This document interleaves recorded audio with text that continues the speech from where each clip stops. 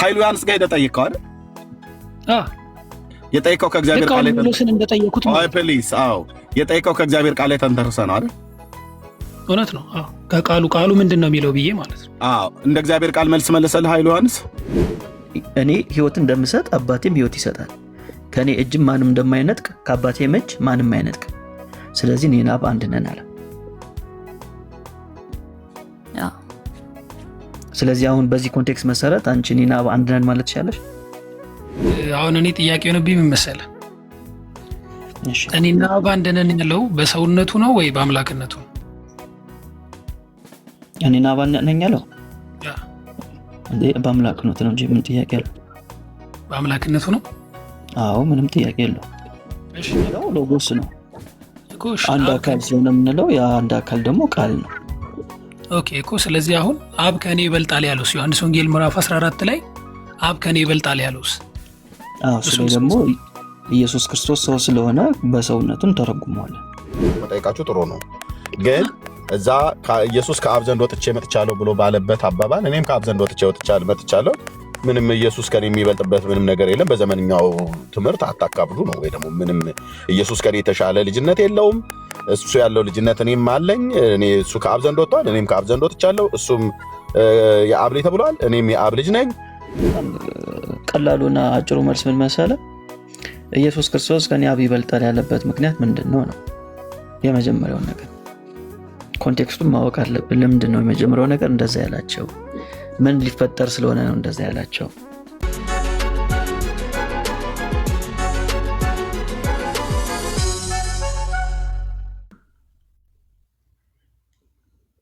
ሰላም፣ እንዴት ናችሁ? ሰላም፣ እግዚአብሔር ይመስገን። እግዚአብሔር ይመስገን። እኔ ለባክ ምናምን ሳይሆን ጥያቄ ነበረኝና ዩቲዩብ ላይ አጋጣሚ ቪዲዮ እያየሁኝ ከኃይሉ ጋር ያወራችሁትን ምናምን አየው እና ከዛ ግራ ገባኝ። ትላንት ነው ምናምን እሱ ጋር ገባው ጠየቅኩት ምናምን። ከዛ ደግሞ ዛሬ ደግሞ የእናንተን ዩቲዩብ እያየው ነበር። ምን አልከኝ? እሺ፣ አይ ከየት ቤተ እምነት ነሽ? ቃልዮት። ኦኬ፣ እሺ እሺ። እኔ ሌላ ሬስ ላይ ስላላችሁ እንደውም ልወጣ ነበረ። እሺ፣ አመሰግናለሁ። እና እኔ ምንድነው ጥያቄ እንትን ላይ ምንድነው ዩቲዩብ ላይ ሪከርድ የተደረገ ቪዲዮ ይመስለኛል እያየው የነበርኩትና ከዛ ሁለቱም አልገባኝም እና እሱ ኃይሉንም ጠየቅኩት፣ ግን ሌላ ሰው ምናምን ገብቶ ምናምን ሲከራከሩ እኔም ኮንፊውዝ ሆኜ ምንም ሳይገባኝ ወጣሁኝ ስለ ልጅነት እና እንደገና እኔና አብ አንድ ነኝ ስለሚለው።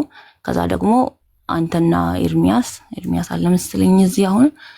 ከዛ እንደገና እያወራችሁ ከሱ ጋር እያወራችሁ ከዛ ደግሞ ወጣችሁና ምንም በቃ ልረዳ አልቻልኩም፣ ሊገባኝ አልቻለም። ማለት እንደነገርኩኝ የቃልዮት ላይ ያለሁት እና እንደዚህ አይነት ዶክትሪን ምናምን ነገሮችን ዲቴል በደንብ አይቼ አላቅም ምናምን። ግን አሁን ላይ ደግሞ እዚህ ጋር ስሰማ እኔ ራሴ ወደ መጠራጠር ምንድነው እያወሩ ያሉት ነው እንደማለት ምናምን ገብቷል እና ግራ ገባኝና እንድታስረዳኝ ነው። እሺ፣ መሰረታዊ የክርስትና ትምህርት ተምረሻል እንጂ? ኦኬ፣ እሺ። ግራ የገባሽ ነገር የትኛው ነው? አሁን እኛ ያነሳ ነው ብዙ ነገር ነው። የትኛው ላይ ነው የበለጠ ጥያቄ የፈጠረብሽ? እኔና አብ አንድ ነን የሚለው ላይ አሁን እሱም ከመጽሐፍ ቅዱስ ነው ጠቅሶ የሚያወራው፣ እናንተም ከመጽሐፍ ቅዱስ ነው ዴቪት እያደረጋችሁ ያላችሁት እና እንዴት እውነቱን እንወቀው? ማን ትክክል እንደሆነ እንዴት ነው ልናቅ የምንችለው? አሁን እዚህ ጋር ይሄ ነው ጥያቄሽ?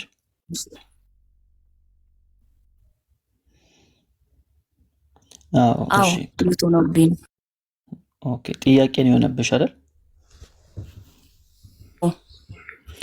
ኦኬ፣ እኔና አብ አንድ ነን ዝም ብዬ እኔ ብጠይቅሽ እኔና አብ አንድ ነን የሚለው አንቺና አብ አንድ ነሽ ብለሽ አሁን ጥያቄ ነው የፈጠረብሽ ወይስ ልትመልሽልኝ ትችያለሽ? ነው መመለስም ሳይሆን አሁን እኔና አብ አንድ ነን ሲል አሁን እንዴ ምናምን የሚያስደነግጥ ነው ቀጥታ ስሰማው። ከዛ በኋላ ግን ሲነግረኝ ዘር ስለመካፈል ነው እያወራ ያለው። ዘር ስለመካፈል ከሆነ ልክ ነው። እኔ ከእግዚአብሔር ተካፍያለሁ፣ ልጅ ነኝ።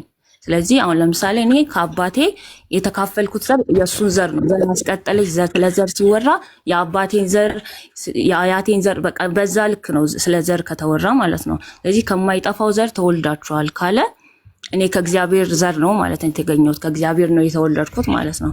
ስለዚህ ከዛ ደግሞ እኔ እሱን እየሰማሁ እያለ ደግሞ እናንተ አጋንንት ምናምን ስትሉ ሰማሁኝ። እሺ አሁን በዚህ ረገድ በዚህ ማብራሪያ ምን ድምዳሜ ላይ ደረስሽ? እኔና አብ አንድ ነን የሚለው ድምዳሜ ላይ ደረስሽው?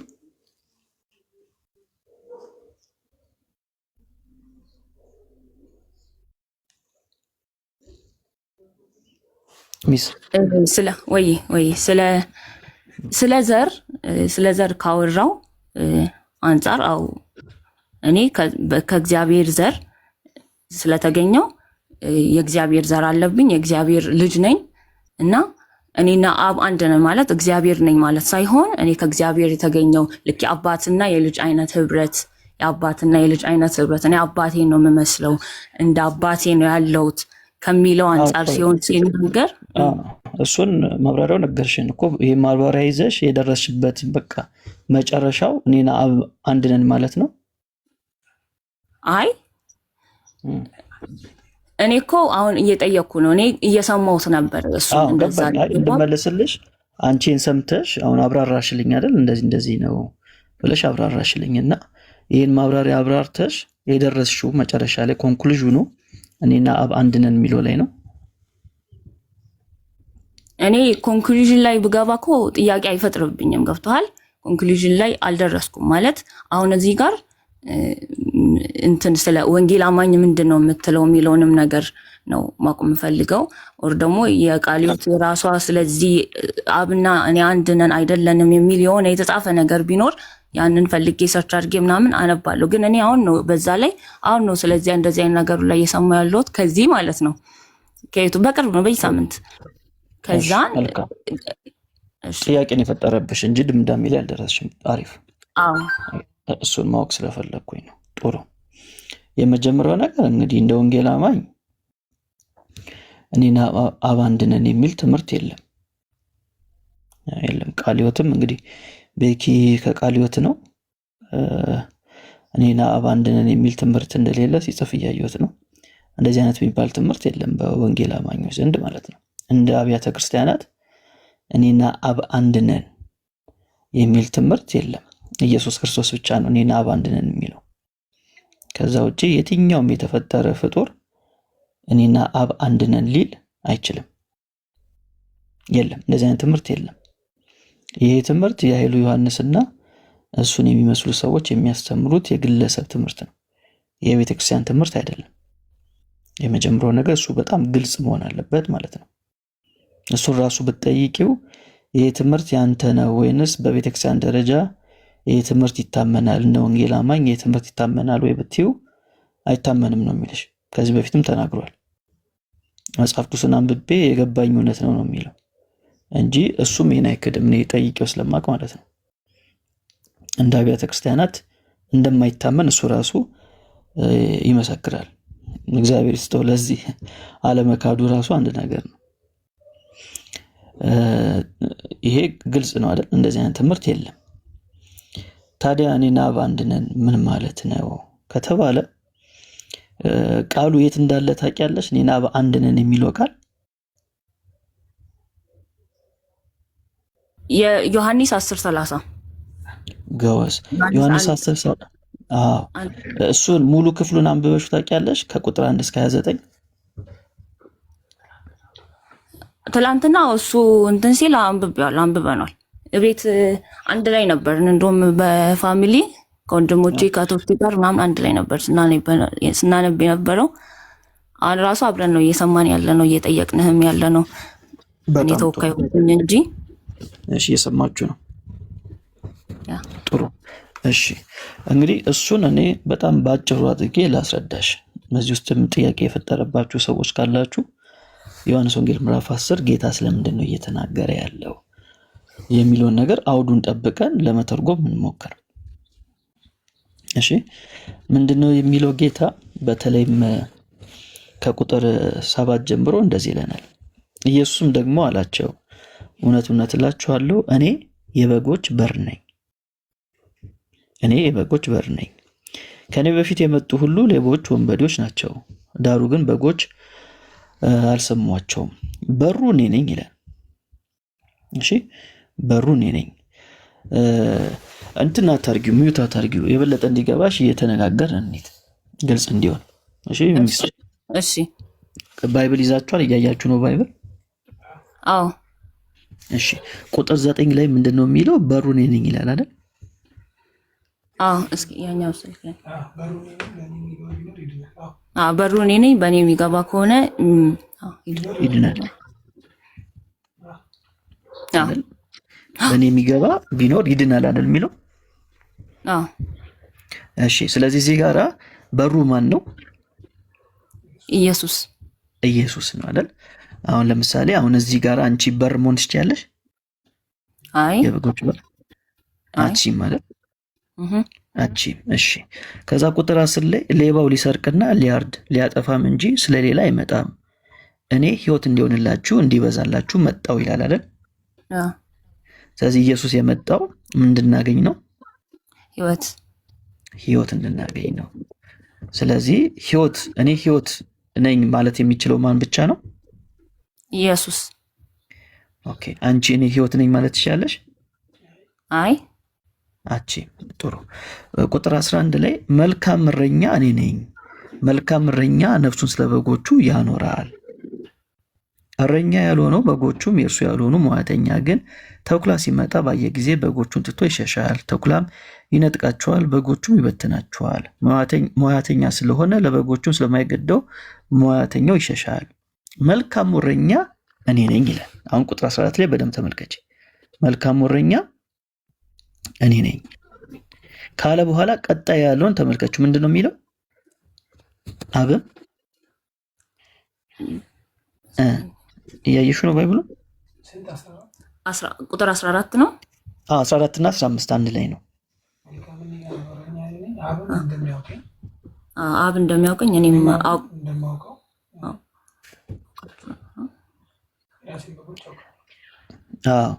አብም እንደሚያውቀኝ እኔም አብን እንደማውቀው ይላል አይደል?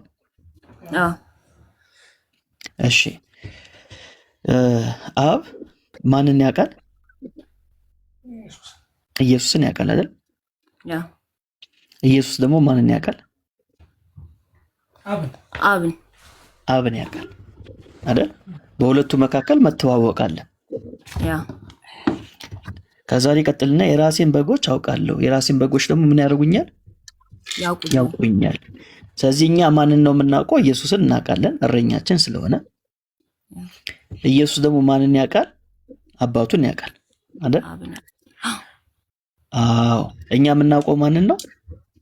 ኢየሱስን፣ እረኛችንን ነው የምናውቀው። አብን ደግሞ የሚያውቅ ማን ነው? ኢየሱስ ነው። በጣም አሪፍ። ስለዚህ አብ ኢየሱስን ያውቃል፣ ኢየሱስ አብን ያውቃል። እኛ ግን የምናውቀው ማንን ነው? እረኛችን ነው የምናውቀው። እሺ ከዛ ይህን ከተናገረ በኋላ ከዚህም በረት ያልሆኑ ሌሎች በጎች አሉኝ ይልና ከዛ በኋላ ምን ይላል? እኔ በፍቃዴ አኖራታለሁ ቁጥር 18 ላይ እንጂ ከኔ ማንም አይወስዳትም ይላል። ያው ነፍሱን ስለ በጎቹ ሊሰጥ እንደሆነ ይናገራል። ላኖራ ስልጣን አለኝ፣ ደግሞ ላነሳት ስልጣን አለኝ። ይህችን ትእዛዝ ከአባቴ ተቀበልኩ። እንግዲህ ከዚህ ቃል የተነሳ በአይሁድ መካከል እንደገና ምን ሆነ? መለያየት ሆነ። ከእነርሱም ብዙዎች ጋኔን አለበት አብደዋል፣ ስለምንስ ሰሙታላችሁ አሉ። ሌሎችም ይህ ጋኔን ያለበት ሰው ቃል አይደለም፣ ጋኔን የዕውሮችን አይኖች ሊከፍት ይችላልን አሉ። በኢየሩሳሌም የመቅደስ መታደስ በዓል ሆነ፣ ክረምትም ነበር። ኢየሱስ በመቅደስ ይህንልና ወደ ዋናው ፖይንት እንምጣ። ቁጥር 28 ላይ ተመልከቹ። ምን ይላል? እኔም ሕይወት እሰጣችኋለሁ። እሺ የዘላለም ሕይወት ሰጪው ማን ነው? ኢየሱስ የዘላለም ሕይወት የሚሰጠው ለማን ነው? ኢየሱስ ለኛው ላመኑት። አዎ ለበጎቹ አይደል? በጎቹ ስለሚል 27 ላይ በጎቼ ድምፄን ይሰማሉ እኔም አውቃቸዋለሁ ይከተሉኝማል አይደል የሚለው 27 ላይ። ስለዚህ ኢየሱስ እረኛ ነው። ስለዚህ ለበጎቹ ምን ይሰጣል? የዘላለም ሕይወት ይሰጣል አይደል? እሺ አንቺ የዘላለም ሕይወት ትሰጫለሽ? አይ አልሰጥም። አሰጭም። እሺ የዘላለም ሕይወት ሰጣችኋለሁ። ለዘላለም ምን አይሉም? አይጠፉም። እሺ ከእጄም ማንም አይነጥቃቸውም አይደል? እንደዛ የሚለው ቃሉ ከእጄ ማንም አይነጥቃቸውም። ከዛ 29 ላይ የሰጠኝ አባቴ ከሁሉ ይበልጣል ከአባቴም እጅ ሊነጥቃቸው ማንም አይችልም። ስለዚህ ኢየሱስ የዘላለም ሕይወት ይሰጣል አይደል? አባቱም የዘላለም ሕይወት ይሰጣል አይደል? እሺ ከኢየሱስ እጅ መውሰድ የሚችል ተኩላ አለ? የለም። እሺ ከአባቱ እጅ በጎቹን ነጥቆ ሊወስድ የሚችል ተኩላ አለ? ምን አልከኝ? ቆይ ቀር ከአባቱ እጅ ነጥቆ ሊወስድ የሚችል ተኩላ አለ? የለም አይደል? የለም። እሺ ኢየሱስ ሕይወት ይሰጣቸዋል አይደል ለበጎቹ? በዚሁ ልክ ደግሞ አብም ለበጎቹ ሕይወትን ይሰጣል አይሰጥም? ይሰጣል። እሺ ከዛ ቁጥር 30 ላይ ምንድነው የሚለው? ይሄን ከተናገረ በኋላ እኔና አብ አንድ ነን። እሺ እኔና አብ አንድ ነን ሲል እዚህ ጋር ኢየሱስ ምን እያለን ነው? እኔ ሕይወትን እንደምሰጥ አባቴም ሕይወት ይሰጣል። ከእኔ እጅም ማንም እንደማይነጥቅ ከአባቴም እጅ ማንም አይነጥቅም። ስለዚህ እኔና አብ አንድ ነን አለ። ስለዚህ አሁን በዚህ ኮንቴክስት መሰረት አንቺ እኔና አብ አንድ ነን ማለት ትችላለሽ? አሁን እዚህ ጋር ህይወት ስለመስጠት እንደገና የዘላለም ህይወት ምናምን ስለሚለው ከሆነ ዘላለም ህይወት እኔ አልሰጥም። በቃ ሌላ ነገር የለም። ኮንቴክስቱን አየህ ነው አይደል? እኔና አብ አንድ ነን አለ። ከዛ ላይ ይህን ሲናገር አይሁድ ምን ያደረጉ? ድንጋይ ያነሱ አይደል? ቁጥር 31 አይደል?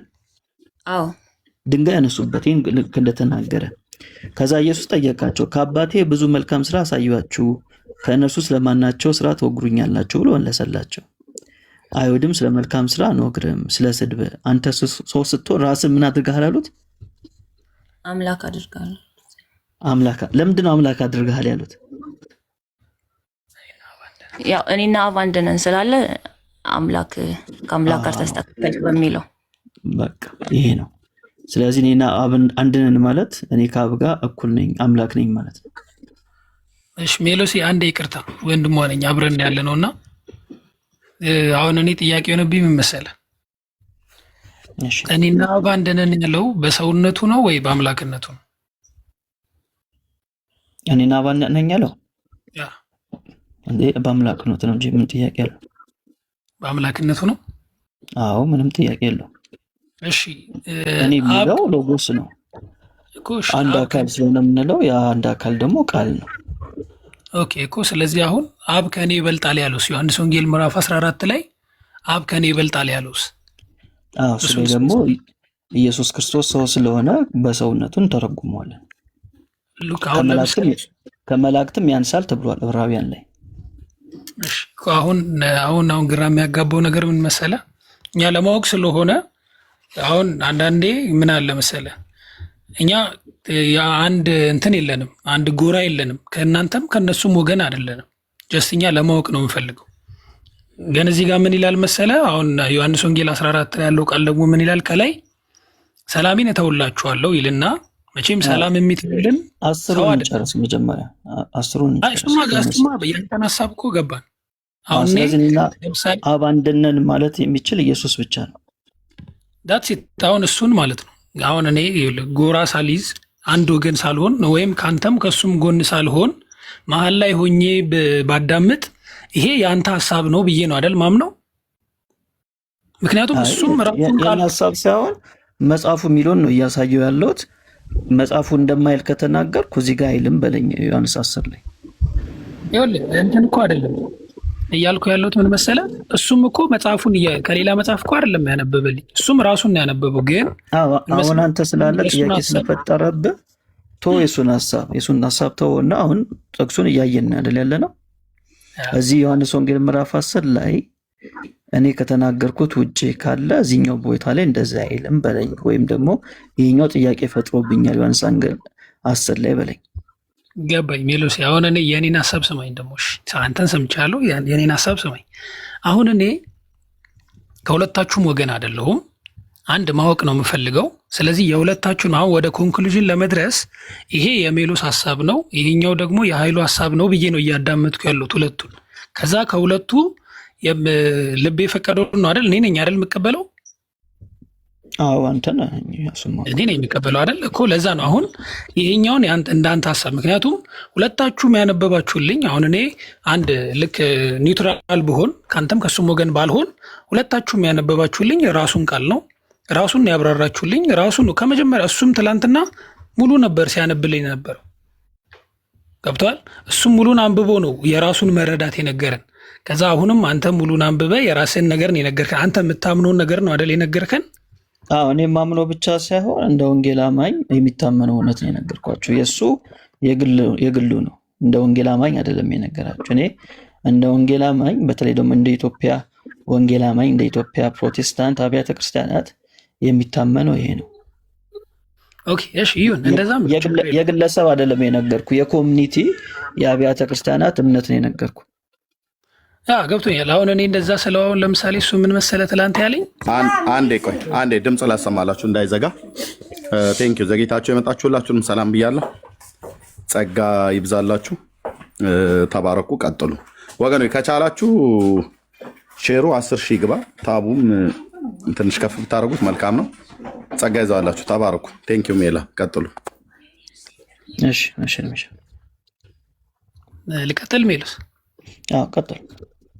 እሺ እና አሁን እኔ ለምሳሌ አንድ ሙስሊም ጓደኛ ነበረኝ፣ እንደዚሁ በተመሳሳይ ምናምን የሚያወራኝ ማለት ነው፣ በመሀል ማለት ነው። ሌላ እንዲህ ስናወራ የሚያወራኝን ነገር ልንገርህና፣ ለምሳሌ ቅድም አንተ ስልትል ነው እንደውም የመጣልኝ ልጁ እንደዛ ስለጠየቀኝ ማለት ነው። አሁን እኔ እንደዚህ አይነት ነገር አልፈልግም። ኦልሬዲ ከድሮም ጀምሮ ምናምን እንደዚህ አይነት ነገር ምናምን አልፈልግም ነበር፣ ግን በመሀል ግራ አጋቡን። አሁን ብዙ ሰዎች መጡና የትኛው እንደምንቀበል ግራ ስላጋቡን ነው እናንተ ጋርም ገብተን ጥያቄ የምንጠይቀው። እና ልክ ቅድም አንተ ምን አልከኝ? ከላይ እኔ በጎቼን አውቃቸዋለሁ እነሱም ያውቁኛል፣ ከእጅ የሚነጥቃቸው የለም ምናምን የሚለውን ቃል ሙሉን አነበብከውና ከላይ በጎቼ ምናምን ስላለ ከስር እኔና አብ አንድ ነን ያለው ከላይ በጎቹን የሚጠብቀው ራሱ ኢየሱስ ነው ብለህ ነው አይደል የነገርከን? ህይወት ከመስጠት አንጻር አባቱም ይሰጣል እሱ። ናይስ። ልክ በዛው አንተ ባልክበት ሁኔታ ደግሞ ይህንን ቃል አንዴ ብትመልስልኝ ግልጽ ይሆንልኛል ብዬ አስባለሁ። ዮሐንስ ወንጌል ምዕራፍ 14 ላይ ያለውን ቃል ታውቀዋለህ? 14:27 ጀምሮ ያለውን ማለት ነው። ሰላሜን እተውላችኋለሁ፣ ሰላሜን እሰጣችኋለሁ አለን አይደል? ጥያቄን አስቀምጥ።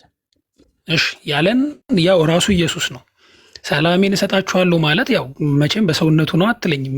ምክንያቱም እኛ ሰላም መስጠት አንችልም፣ ሰላምንም መተው ስለማንችል ማለት ነው። አንተ ቅድም ባልከው መንገድ እየሄድኩ ስለሆነ ነው። ከዛ በኋላ ልባችሁ አይታወክ አይፍራ ካለ በኋላ እኔ እሄዳለሁ አለ ራሱ ኢየሱስ። ከዛ በኋላ ወደ እናንተ እመጣለሁ እንዳልኳችሁ ሰማችሁ አለና የምትወዱኝ እስከሆናችሁ አብ ከኔ ይበልጣል አለ። እየሰማኝ ነው ሚሉስ? እየሰማሁ እንድትጨርስ ብዬ ነው። አብ ከኔ ይበልጣል፣ ከዛ ወደ አብ በመሄዴ ደስ ባላችሁ ነበር አለና አሁን እዚህ ጋር በአምላክነቱ ከወሰድን በአምላክነት ያው እንግዲህ አብያተ ክርስቲያናትም እንደሚያስተምሩት አብና ወልድ ይበላለጣሉ ብለን አናምንም። በአምላክነት ደረጃ እያወራ ያለው በሰውነት ደረጃ እንደሆነ ግልጽ ነው፣ ሁላችንም የምናውቀው ነው። ግን ደግሞ ሰው ደግሞ ሰላም ይተዋል ወይ ብለን ስናስብ ደግሞ አይደለም ነው። ይህንን ነገር ካስረዳኝ አይ ቲንክ ያኛው የሚገባኝ ይመስለኛል ነው ጥያቄ። እኔ ከዚህ በፊትም ተጠይቄ ስለማቅ ማለት ነው። ቴንክ ዩ። እሺ በጣም አሪፍ። እሺ እንግዲህ ለዚህ በጣም ቀላሉና አጭሩ መልስ ምን መሰለ? ኢየሱስ ክርስቶስ ከኔ አብ ይበልጣል ያለበት ምክንያት ምንድን ነው ነው የመጀመሪያውን ነገር። ኮንቴክስቱን ማወቅ አለብን። ለምንድን ነው የመጀመሪያው ነገር እንደዛ ያላቸው? ምን ሊፈጠር ስለሆነ ነው እንደዛ ያላቸው? ለምሳሌ ኮንቴክስቱን አንብበው የምታውቅ ከሆነ ለደቀ መዛሙርቱ ነው አይደል እንደዛ የሚላቸው? አዎ እንደዛ ያላቸው ለምንድን ነው? ሌየር ስለሆነ ነው። ሊሰቀል ከማለቱ በፊት አይደል እንደዛ የሚላቸው አይደል? አዎ ምንድን ነው እያላቸው ያለው? ሊሄድ ነው እያላቸው ነው። ስለዚህ ሊሄድ ስለሆነ ማዘን የለባችሁም። የመጣው ከማን ነው? ከአብ ዘንድ ነው የመጣው። ስለዚህ አሁን ደግሞ ወደ የት እሄዳለሁ ነው የሚላቸው? እመለሳለሁ። ስለዚህ የምትወዱኝ ከሆነ ከኔ አብ ይበልጣልና ወደ አብ በመሄዴ ደስ ባላችሁ ነበር ይላቸዋል። አሁን ጌታችን ኢየሱስ ክርስቶስ ፍጹም አምላክ ፍጹም ሰው እንደሆነ መጽሐፍ ቅዱሳችን ይነግረናል። ሁለት ባህሪ እንዳለው መጽሐፍ ቅዱሳችን ይነግረናል። ስለዚህ አሁን ለደቀ መዛሙርቶቹ ልሄድ ነው ሲል እነሱ ስለታወኩ ስለፈሩ ምንድነው የሚላቸው? ከኔ አብ ስለሚበልጥ በዚህ ደስ ይበላችሁ። ለምን? ወደ እሱ ነው የሚሄደው። ይሄ ነው እያላቸው ያለው። የኮንቴክስቱ ሐሳብ ይሄ ነው። ኢየሱስ ክርስቶስ ፍጹም ሰው ነውና ከሰውነቱ አንጻር ከአብ ያንሳል ወይ ከተባለ ምንም ጥያቄ የለው። ከመላእክትም ያንሳል ተብሏል ዕብራውያን ላይ። ለምን? ስለሚሞት አይደል? መላእክቶች አይሞቱም አይደል? ኢየሱስ ክርስቶስ ግን ስለሞተ በዛ አውድ በዛ መነጽር ከመላእክት ያንሳል የሚል ቃል የዕብራውያን ጻፊ ይጠቀማል። ግን ከመላእክት ያንሳል ማለት በምንነቱ ደረጃ ከነሱ ያንሳል ወይ ከተባለ አይደለም። እዛው ዕብራውያን ላይ ደግሞ የነሱ ሁሉ ፈጣሪ እንደሆነ መላእክቶች ሁሉ ለሱ ሊሰግዱለት የተገባ እንደሆነ ይናገራል። ስለዚህ መጽሐፍ ቅዱሱን ባላንስ አድርገን ስናየው በሙላት ስንረዳው ጌታችን ኢየሱስ ክርስቶስ ዮሐንስ ወንጌል ምዕራፍ 14 ላይ ሊሄድ ነው ስላላቸው ልባቸው እንዳይታወቅ ከኔ አብ ስለሚበልጥ ወደ ተሻለ ቦታ ነው የሚሄደው እያለ እየነገራቸው ነው ያለው። ግን በህይወትን በመስጠት ጉዳይ በመመለክ ጉዳይ ግን ኢየሱስ ክርስቶስ ከአብ ጋራ አንድ ነው። እሱን እኮ ነው ማለት አሁን እኔ አሁን ግራ ያጋባን እንስለ ከላይ ከዛው 27 ቁጥር ላይ ሰላም እተውላችኋለሁ አለ። ሰላም እተውላችኋለሁ ሰላሜን እሰጣችኋለሁ አለ ያለው ኢየሱስ ነው። እሱን በሰውነቱ ነው በአምላክነቱ ነው ብለህ አንተም በሰውነቱ ነው አትለኝም አይደል? አዎ ምን መሰለህ አሁን ጌታችን ኢየሱስ ክርስቶስ ሲወለድ የሰላም አለቃ ተብሏል አይደል? ስለዚህ የሰላም አለቃ ሰላምን የሚሰጥ ነው። ስለዚህ ሲወለድ ከሰውነቱ ነጥለ ነው አናይም። ለምን ከተባለ ሲወለድ የሰላም አለቃ ተብሎ ይጠራል ይለናል። ስለዚህ ሰላም ሰጪ ነው። ስለዚህ የተለየ አድርገን አንረዳው። የተወለደው አማኑኤል የተባለው እግዚአብሔር ከኛ ጋር ሆነ የተባለው በስጋ ሲወለድ እሱ ምንድነው?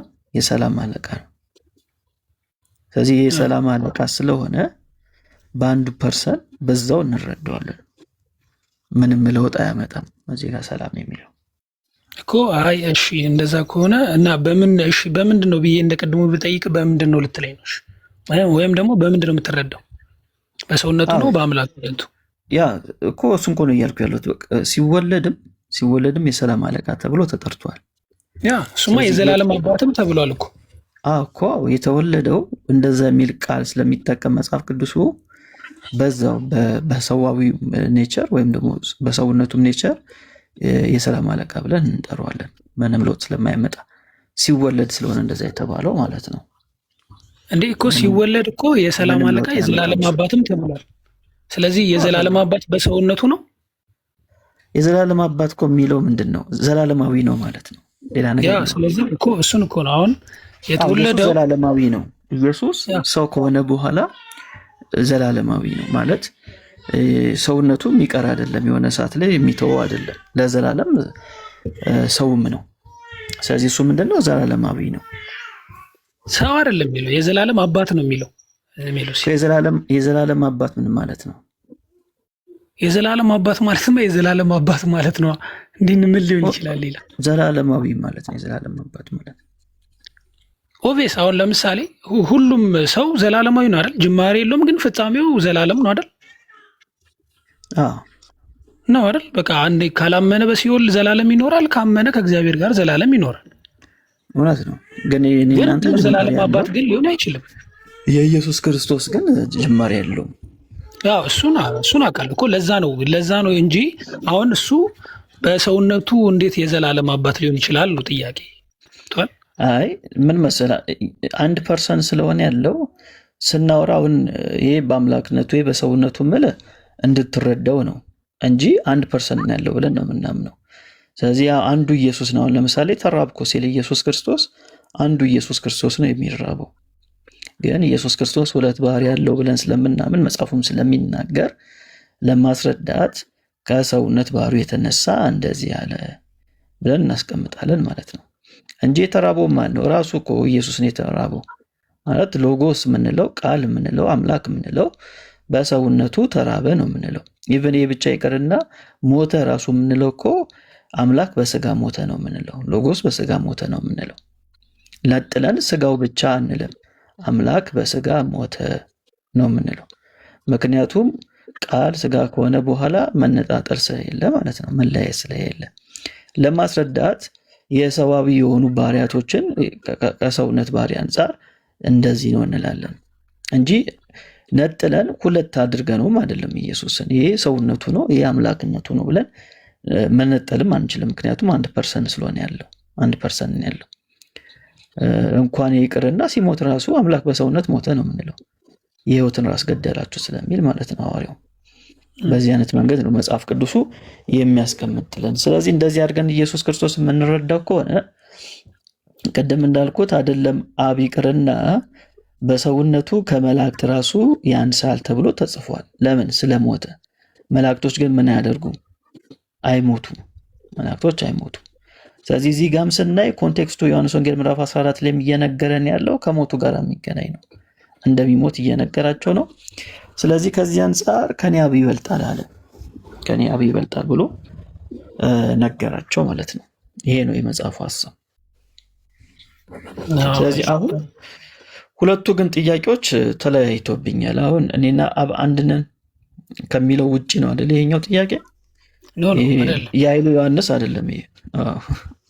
አይ አይደለም፣ እኔ ተጠይቄ እኮ ነው። እኔ ጓደኞች አሉኝ እንደዚህ አይነት ጓደኞች እና አሁን እኔ ጥያቄ የሆነብኝ መጀመሪያም ጥያቄ የሆነብኝ እኔ ነበርኩና የእሷ ቲክቶክ አካውንት ስለነበር ነው በመሀል የገባሁት። እኔ ጓደኞች እንዴት መሰለ እነሱ አይ ቲንክ ይሰሙታል መሰለኝ ኃይሉ ሙስሊሞች ናቸው።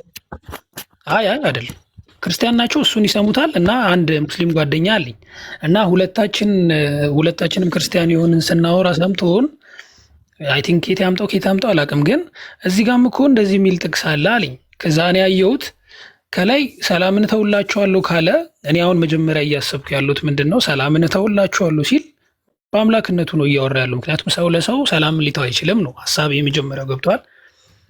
ከዛ ሰላሜን እሰጣችኋለሁ ሲል እያወራ ያለው በአምላክነቱ ነው ብዬ ነበር መጀመሪያ ያሰብኩት።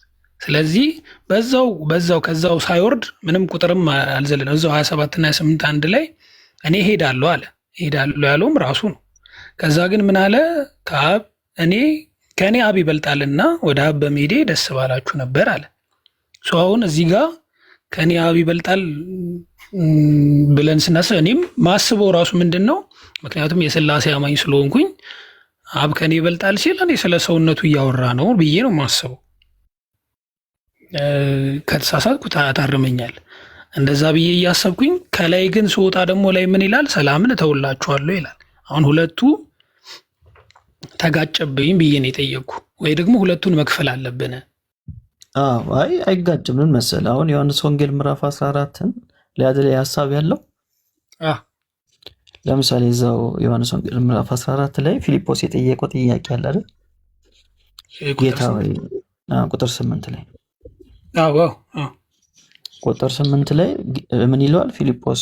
ጌታ ሆይ ምን ብሎ ነው የሚጠይቀው? አብን አሳየንና ይበቃናል። ከዛ ኢየሱስ ምን አለው? አንተ ፊልጶስ ይህን ያህል ዘመን ከእናንተ ጋር ስኖር አታውቀኝምን? እኔን ያየ አብን አይቷል።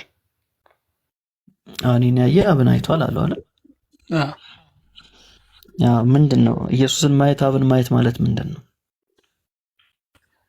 እንዴት ማለት? ምን አሁን እኔን ያየ አብን አየ አለ አይደለ ኢየሱስ? እንደዛ ሲል ምን እያለን ነው? እኔ አብን እመስላለሁ ነው። እመስላለሁ ማለት በስጋ ሳይሆን፣ ለምሳሌ ዮሐንስ ወንጌል ላይ አብን የተረከው እሱ ነው አይደለም? ማንም አይቶት የማያውቀውን አብ የተረከው ራሱ ነው በቅፉ። ስለዚህ እኔን ካየ አብን እንዳየ ይቆጠራል ነው እኔ የሚገባኝ። እሺ ምንድን ነው ቁጥር 10 ላይ የሚለው? እኔ በአብ እንዳለው አብን በእኔ እንዳለ አታምንምን አሉ። አዎ እኔ በአብ እንዳለው አብን በእኔ እንዳለ። እሺ ከዛ በኋላ ምንድን ነው የሚነግራቸው ነገር? እኔ የምነግራቸው ቃል ከራሴ አልናገረውም፣ ነገር ግን በእኔ የሚኖረው አብ እርሱ በስራውን ይሰራል ይላል አይደል? እሺ ኢየሱስ አብ ኢየሱስ ውስጥ እንዳለ አማኞች ውስጥ አለ ነው ብለህ ታስባለህ? አዎ አሁን ኢየሱስ አብ በእኔ እንዳለ እንደሚለው አብ በእኔ እንዳለ አዎ እርግጠኛ ነህ? አዎ። ኦኬ እስቲ ድጋሚ አንብበው። እኔ በአብ እንዳለው አብን በእኔ እንዳለ አታምንምን አሉ። ኦኬ ስለዚህ አንተ በአብ ውስጥ አለ ነው። አዎ ስለዚህ ይህ ጥቅስ ለአንተ ሆነ። ግን ደግሞ እኔ የምነግራችሁ ቃል ከራሴ አልናገረውም ይላል ደግሞ። አዎ እሱ ላይ እንመጣለን ምን እንደሆነ ሀሳቡ። ግን እዚህ ጋር ምንድን ነው የሚለው? እኔ በአብ እንዳለው አብን በእኔ እንዳለ አታምንም አይደል?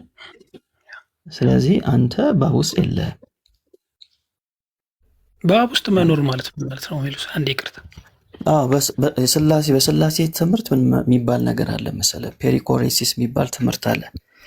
ህብረ ኑረት ተብሎ በአማርኛ ይጠራል። ምንድን ነው? አንዱ አካል በአንዱ አካል ህልው ነው።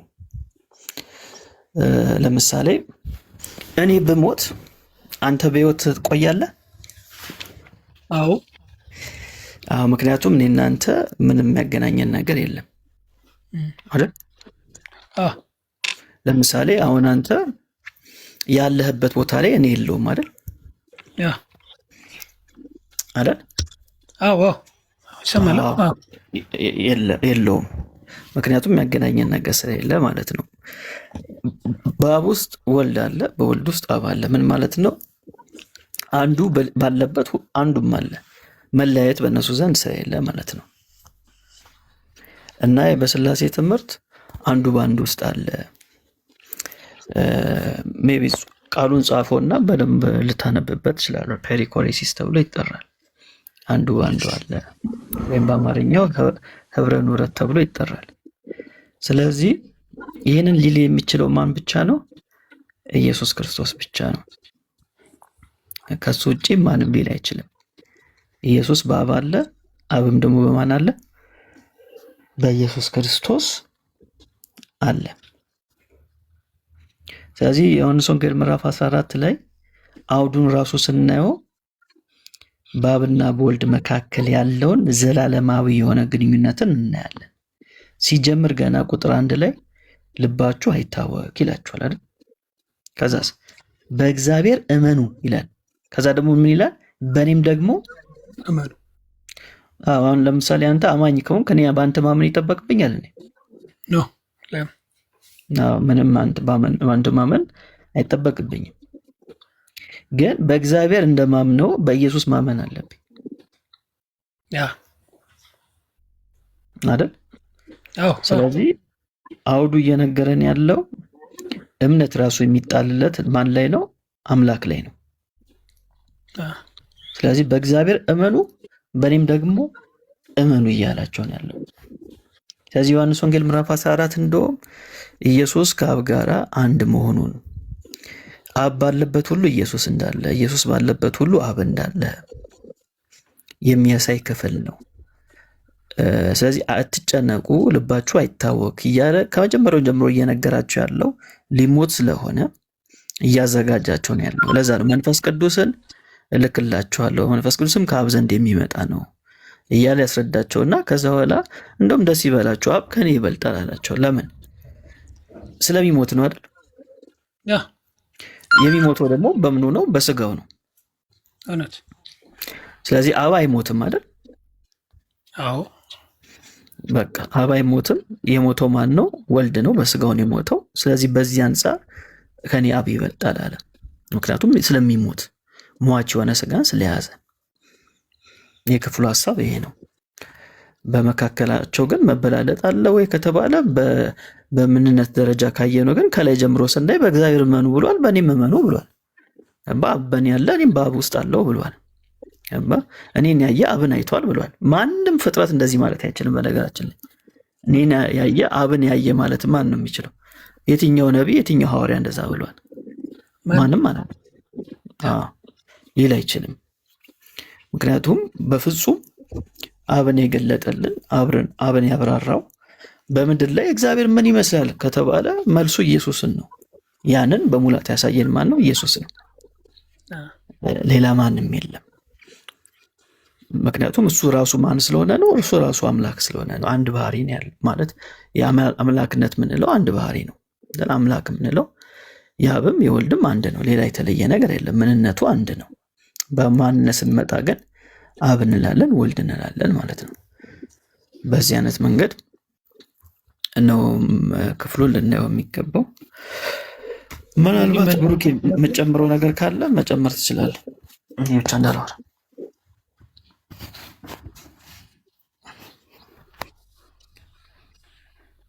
በቃ ስለዚህ መለየት ያለብን ሚሊ እንደገባኝ ከሆነ ስለዚህ መለየት ያለብን አምላክነት ያለውንና በስጋው ያለውን ነገር ነው መለየት ያለብን ማለት ነው።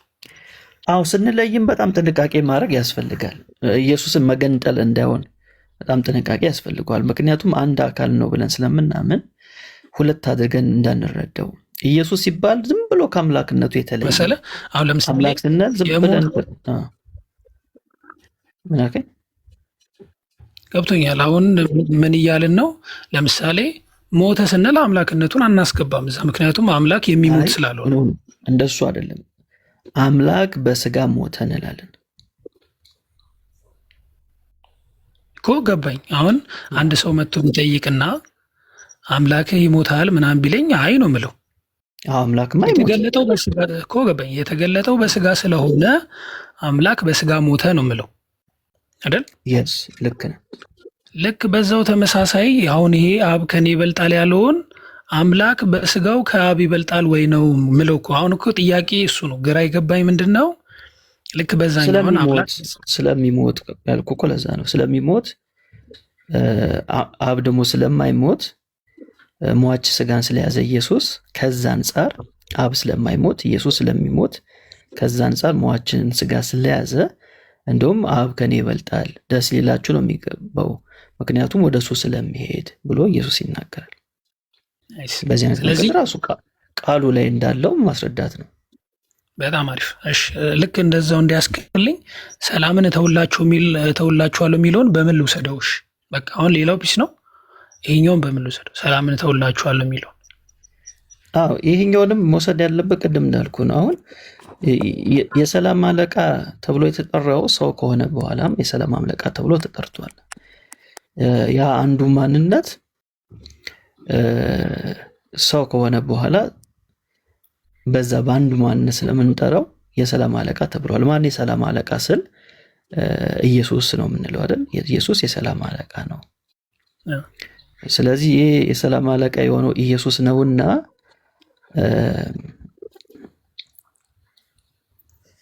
ያለውን ሰላም ለማን ሲሰጥና ያለን ለደቀ መዛሙርቶቹ እተውላቸዋለሁ ይላቸዋል።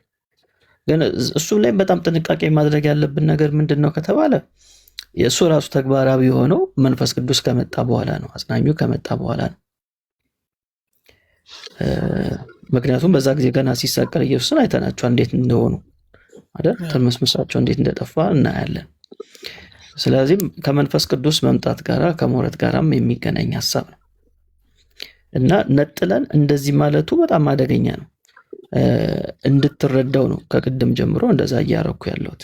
ግን የሰላም አለቃ የሚለው ለአንዱ ፐርሰንት ሰው ከሆነም በኋላ እንደዛ የሚል ታይትል ተሰጥቶታል፣ ወይም እንደዚህ አይነት ታይትል አለው ኢየሱስ ክርስቶስ። ኦኬ እሺ፣ ቴንክ ዩ ለማንኛውም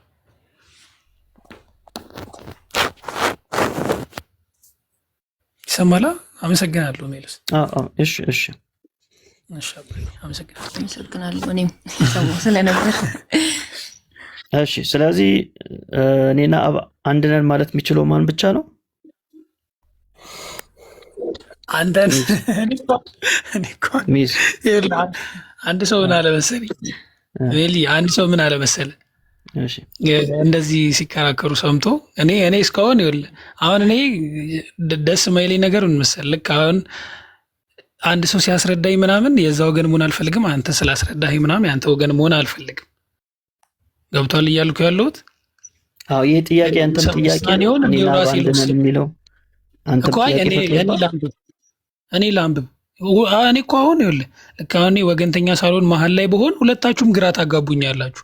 ያኛው እንደዚህ አንተ የጠየቀኝ ዮሐንስ ወንጌል 14ን ነው፣ ዮሐንስ 10ን አልጠየቀኝም። ነው ከሱ ተነስተን እኮ ነው እሱን ያኛውን እያወራን እያለ 10ን እያወራን እያለ ምን አልከኝ? 10ን እያወራን እያለ ጥያቄ የተፈጠረብኝ እኮ ያለችኝ እሷ የኃይሉ ዮሐንስን ሰምቼው እኔና አብ አንድ ነን ስለሚል ዘር ስለተካፈል እኔና አብ አንድ ነን በዚህ ኮንቴክስት ብሎ አስረድቶኛል። ከዚህ የተነሳ እኔና አብ አንድ ነን ማለት እንችላለን ወይ ብላ ዮሐንስ ወንጌል ምዕራፍ 10 ላይ ጠየቀች። ስለዚህ አብረን እኮ ነው አሁን እኮ አብ በእኔ እንዳለው ኢየሱስ እኔ በእሷ እንዳለው እየሆነ ነው። አሁን እሷ ምንድን ነው የምትለው? እኔና አብ አንድ ነን የሚለው ስለጠየቀችኝ እኔና አብ አንድ ነን የሚለው አብረን ቁጭ ብለን እኮ ነው የጠየቀች እኮ ገባኝ።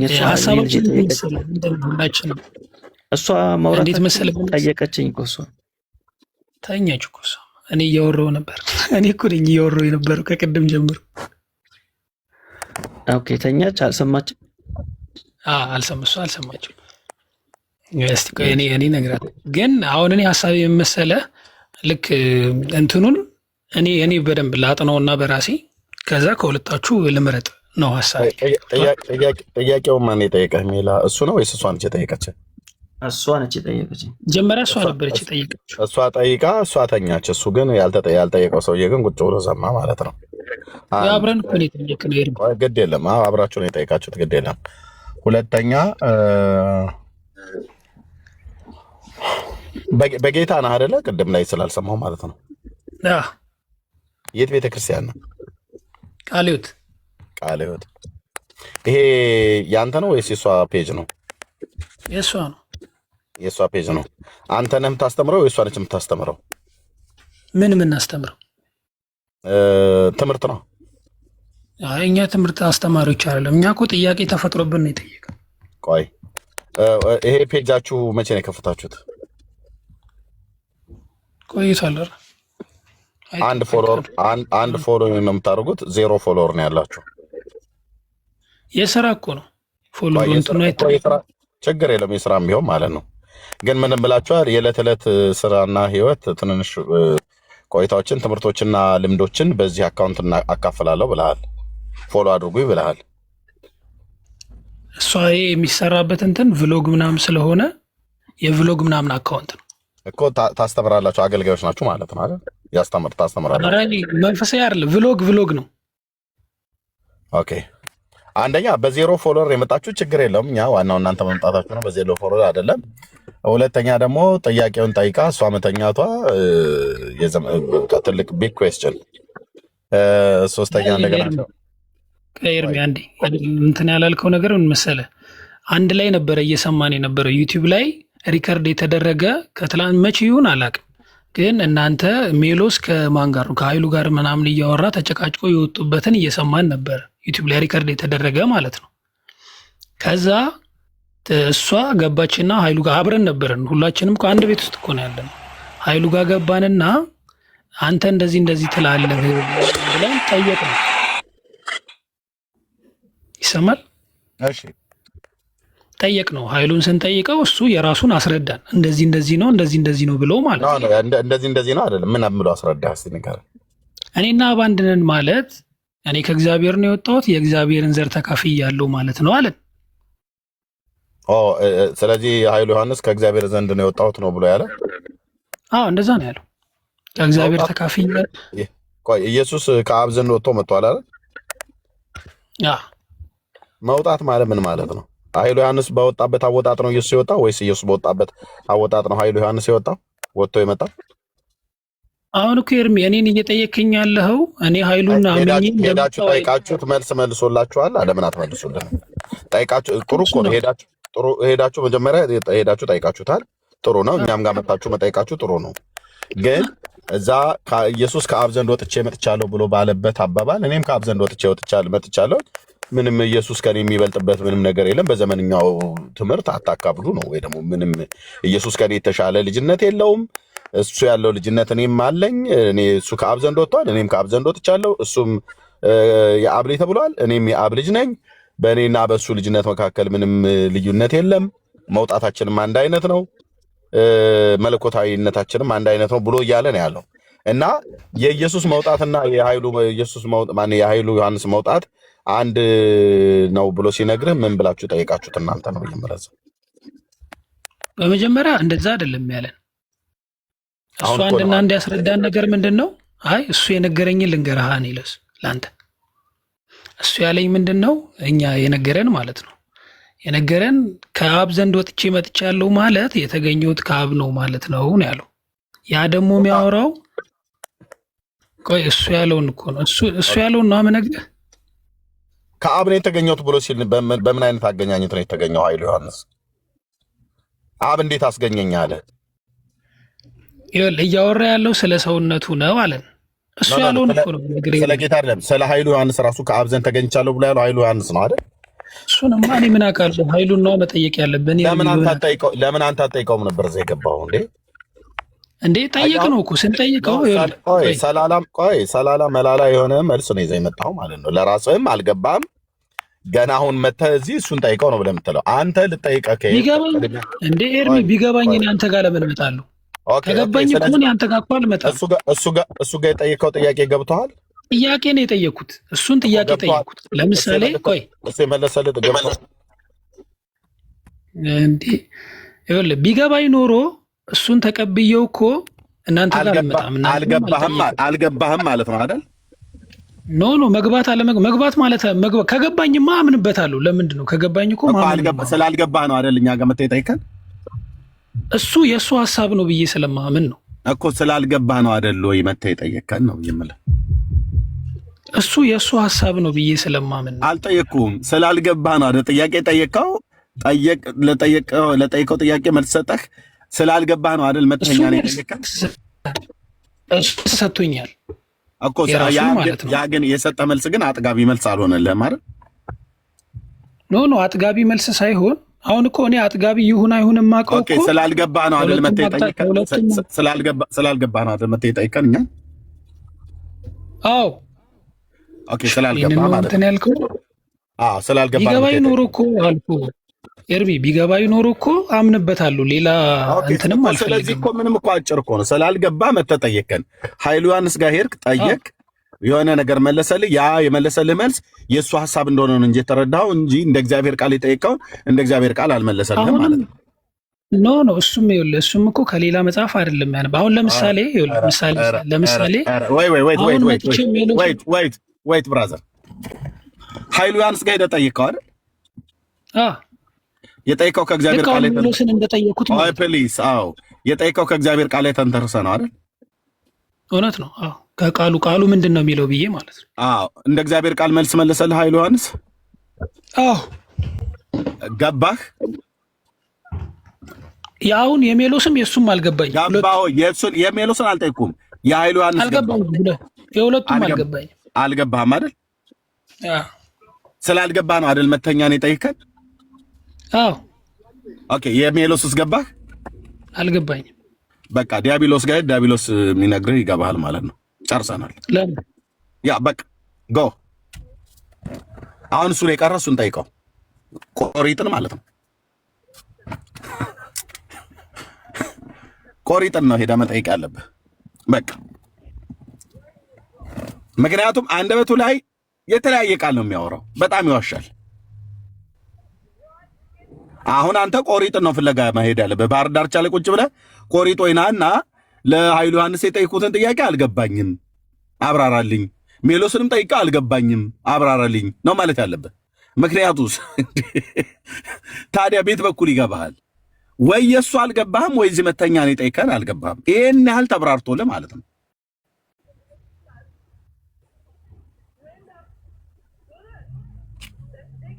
ሆ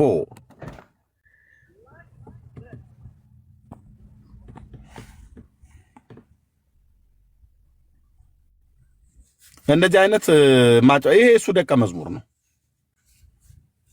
ያ ገብቶኛል አመሰግናለሁ ብሎ ነበር። እህትዬ እስቲ ምንድን ነው ያልሽው? አዎ አመሰግናለሁ እያለው ነበር እኮ ለሜላ። አይ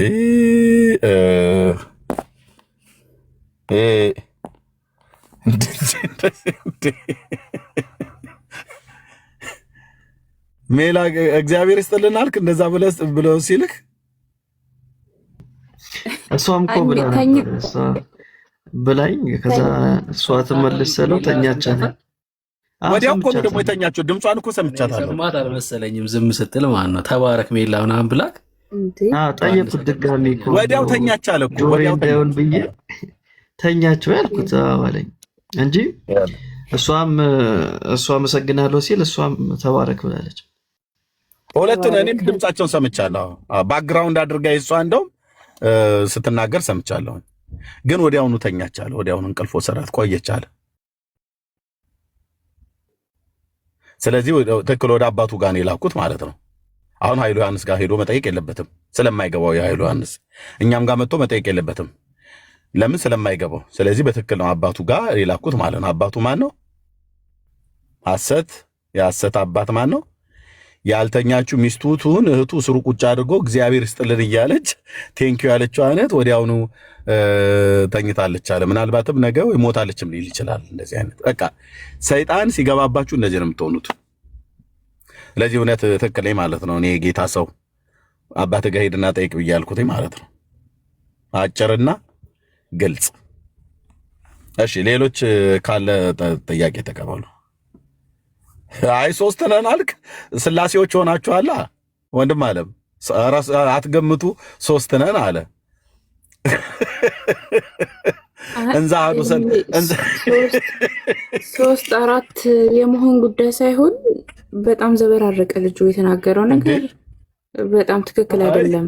አንዴ ተኝታለች አልክ፣ ተኝታለች ቴንኪው ከማለቷ ኤርሚ ወዲያውኑ የጠየቀህና ወዲያውኑ እንዴት ተኛች? እኔ ራሱ ልጠይቅ ነበር በጣልቃ ለመግባት ነው እንጂ እንዲህ አይነት የእንቅልፍ አወሳሰብ። አመሰግናለሁ አለችው ለሜላ።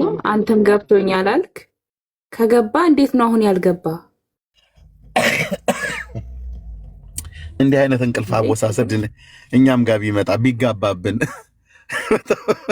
ወዲያውኑ ክልቱ የሚያደርግ ማለት ነው። ኦኬ ሶስት ነን አለ። አሁን ደግሞ እንግዲህ ሶስቱ ስላሴ ይሆናችኋል ማለት ነው። የኃይሉ ዮሐንስን ትምህርት ተምራችሁ ትባዛላችሁ እንደ በየደቂቃው። ከስህተታቸው ስህተት ደግሞ ቃለ ሕይወት ነን ማለታቸው እኮ ነው። ቃለ ሕይወት እንደዚህ አይነት አሳሳች ትምህርት አታስተምርም። እውነት ለመናገር የሰው ትምህርት ይዘው መጥቶ እዚህ ጋር የቃለ ሕይወትን ስም ማጥፋትም ጥሩ አይደለም።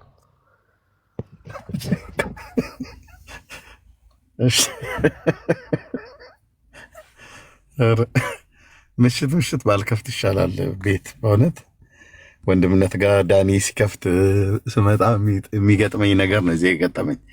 ኤኒዌይ እኔ ግን አንድ የተረዳሁት ነገር ልናገር። እድሜ ትቻለሽ እትዬ።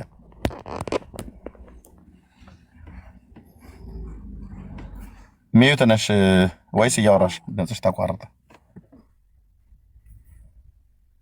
እሺ አሁን እሰማለሁ። አሁን ትሰማያለሽ።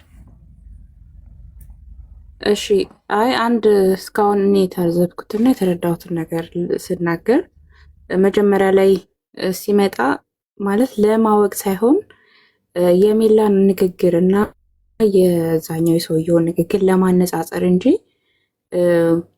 የእውነት ለማወቅና የማወቅ ፍላጎት ኖሮት ነው ብዬ አላስብም። ምክንያቱም እሱ እኮ ትክክል ነው። እሱ ያህኝ የተናገረው ሰውዬ ትክክል እንደሆነ አክሰፕት አድርጎ የሚላን ንግግር ለማወቅ እንጂ የእውነት የማወቅ የመረዳት ለመማር የመጣ አይመስለኝም። በደንብ ስሰማው ነበረ። ምክንያቱም በመሀል ላይ እሱም እኮ እንደዚህን እያለ ነው እኮ እሱም እኮ እየጠቀሰ ነው የሚያስተምረው። ኦኬ እንደ እግዚአብሔር ቃል አስረዳኝ እንኳን ሳይሆን ያንተንና የእሱን ሀሳብ መርዳት ነው የምፈልገው እያለ ሁለቱን ለማነጻጸር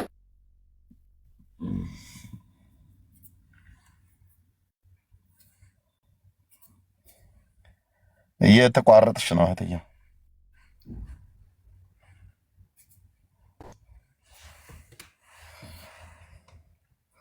አላችሁ ወገኖች? አለን ኤርሚዬ፣ ምናልባት አለን እሷ ጋር ነው። ኦኬ መታለች አሁን። እሺ ጨርሽ እህትዬው። እሺ አይ እዚህ ጋር የመጣው ለማነጻጸር የሁለቱን ወንድሞች ሀሳብ ለማነጻጸር ከሆነ ይሄ ተገቢ አይደለም። ለማወቅ ከሆነ እግዚአብሔርን ቃል ገልጠ ስታነብ ቃሉ ራሱ ያበራልሃል እና ግልጽ የሆነ ነገር ነው። ማንም ሰው በዛኛው ሰውዬ ሀሳብ የሚታለል የለም የእግዚአብሔርን ቃል ካለማወቅ የተነሳ እንጂ አይዶን ነው። ምናልባት ሪከርድ አድርገህ ከዚህ ወደዛ ለማስተላለፍ ከሆነ የሄድክበት አካሄድ ተነክቶ ባህል ለፈልጋለሁ ኤርሚ። ያ ቴንክ ዩ እህትዬው። እንግዲህ እንዳልሽው በእንደሱ አይነት አመጣጥ መቶ ሊሆን ይችላል፣ ግን በፈለገበት ይምጣ ቢመጣ ዋናው ግን መታየት ያለበት አንደኛ እዛ ሄደው ጠይቆ አልገባውም እንደነገረን፣ እዚህም መቶ ጠይቆ አልገባውም። ኦኬ ስለዚህ ከዚህ ላይ ተንተርሰሽ ስታዩ አሁን አንቺ ያልሽውን አይነት ግምት ብንወስድ ተሳስታችኋል አያስብልም። ካልሆነ በስተቀር እያነበበ ራሱም ሲያነባውም አልገባውም ያ የመጽሐፍ ቅዱስ ክፍል። እንደገናም ደግሞ ኃይሉም ጋር ሄዶ ሲጠይቅ አልገባውም፣ ሜላም ጋር መቶ ሲጠይቅ አልገባውም። እና ታዋቸው እንደዚህ አይነት በራሪ ወፎች የሚባሉ አይነት ማለት ነው፣ ማረፊያ የሌላቸው እንደዚህ አይነት ሰዎች ሊኖሩ ይችላሉ። ኤኒዌይ እኛ መቀጠል እንችላለን መቆየት የምንችል ከሆነ ማለት ነው። ሌላ አለ ለምሳሌ ክርስቶስ የእግዚአብሔር ልጅ ተብሎ በተባለበት እኔም የእግዚአብሔር ልጅ ነኝ ብሎ የሚል ሰው ካለ ወይ ደግሞ የኃይሉ ዮሐንስ ትምህርት ትክክል ነው ብሎ የሚል ሰው ካለ መምጣት ይችላል፣ መጠየቅ ይችላል፣ እኛን መሞገትም ይችላል። እኛን ትኖራላችሁ፣ እዚህ ውስጥ አላችሁ። ባይዘዌ ሜላ በውስጥ አወራሃለሁ። ቀድሜ የደወልኩት ለዛ ነበር። አይ ቲንክ አልተመቸህም። አንተም ደግሞ ደውለህልኝ ነበር ላይቭ ከገባው በኋላ። ኮኪን አውርቻታለሁ በውስጥ ለ1 ሰዓት ከ18 ደቂቃ ያህል አውርተናል። ምንም ልንግባባ አልቻልም እና የነበረውን ነገር በደንብ ነግሬያታለሁኝ። ስህተቱ የቱ ጋር እንደጀመረም ስህተቱን እንዴት እንደነበረም ስለዚህ አውርቻታለሁኝ ለ1 ሰዓት ከ18 ደቂቃ ያህል አውርቻታለሁ። የሚለው ኦኬ እሺ አወራዋለሁ እሱን ብላለች። አንተ ልታወራ ትችላለች ብዬ አስባለሁኝ። አዎ እስቲ በአካል በስልክ አውርተናል። በአካል ተገናኝተን እስቲ ለማውራት ነገ ሞክራለሁ። በቃ አውራት፣ ከዛ ወዲያ ያለውን ነገር አሳውቃለሁ። በቃ አውራት፣ እኔም ስላወራት አውራት፣ እሷ ካወራች አውራት በቃ እና ከዛ አብረን እንትን እንላለን። ኤርሚ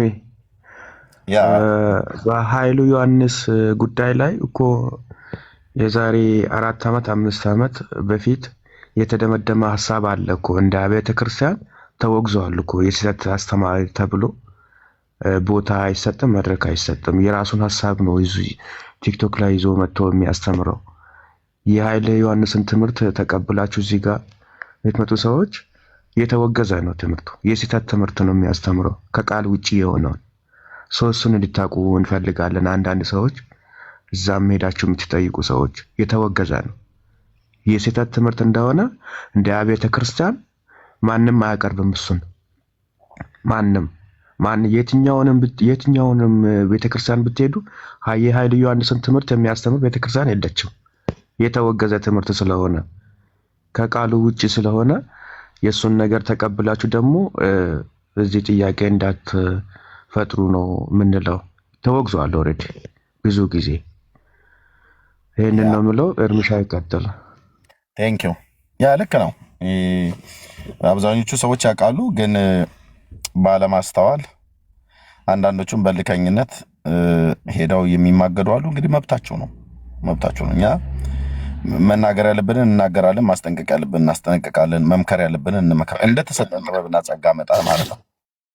መስበክ ያለብንን ሰብካለን፣ ማስተማር ያለብንን እናስተምራለን፣ መሞገት ያለብንን እንሞግታለን። በእግዚአብሔር ቃል ሚዛን ስህተት የሆነውና ያልሆነውን በእኛ በወንጌላውያን አማኞች በጤናማ ወንጌላውያን አማኞች ብቻ ሳይሆን በጤናማ ወንጌላውያን አብያተ ክርስቲያናት የምንቀበለው የመጽሐፍ ቅዱስ ትምህርት አለ።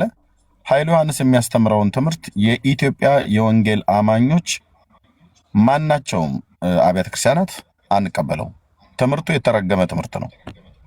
በቃ የተረገመ ትምህርት ነው። ትምህርቱ ነው ያልኩት፣ ልብ በሉ። ኦኬ። ስለዚህ እንደ አይነት ትምህርት የለንም። አሁን ቤኪ እንዳለው ምንድነው በኢትዮጵያ አብያተ ክርስቲያናት ከተወገዙ ትምህርታቸው ከተወገዙ ስፍራም ድርሻም ከማይሰጠው አገልጋይ አንዱ እሱ ነው። ኦኬ። አንዳንድ አሁን በአብያተ ክርስቲያናት ውስጥ የሚታዩ ሰዎች አሉ፣ ግለሰቦች። አንዳንዶቹ በራሳቸው አካውንት ያቀርቡታል። አንዳንዶቹም አሁን መድረካቸው ላይ እንደ ነቢይ ሄኖክ ግርማ አይነቶቹ መድረካቸው ላይ ሲያቀርቡ አይተናል። እንግዲህ እነዚህ ከአጋንንትም ማዕድ ከክርስቶስም ማዕድ የሚበሉ በአጋንንትም ጽዋ ከክርስቶስም ጽዋ የሚጠጡ ማለት ነው። ሁሉ አይቅርብን። የሚጠሩትን ሰዎች የማያውቁ ኪሳቸው ገንዘብ ዳጎስ ካለ እግዚአብሔር ተሰሚነትን ከሰጣቸው እግዚአብሔር ስለሰጣቸው ጸጋ ስጦታ አነካም ነው የጸጋ ስጦታውን።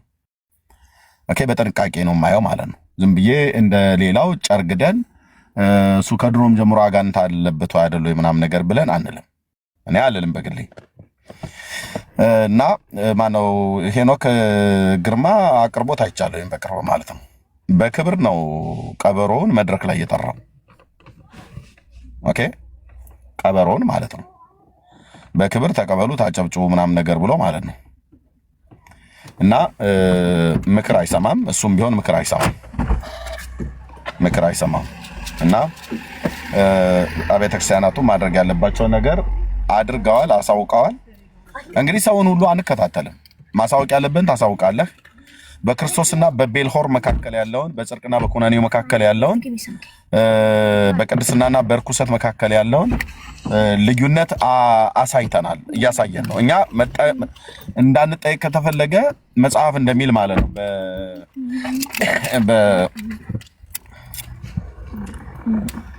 ሁለት ክፍል አንብብላችሁ ወይ ከቻልኩኝ 3 ክፍል ሹሽ ጋይስ አንዴ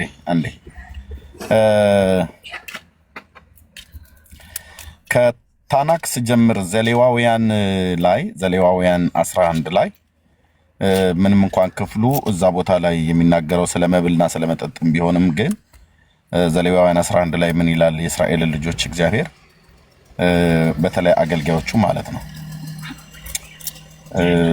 ኦኬ።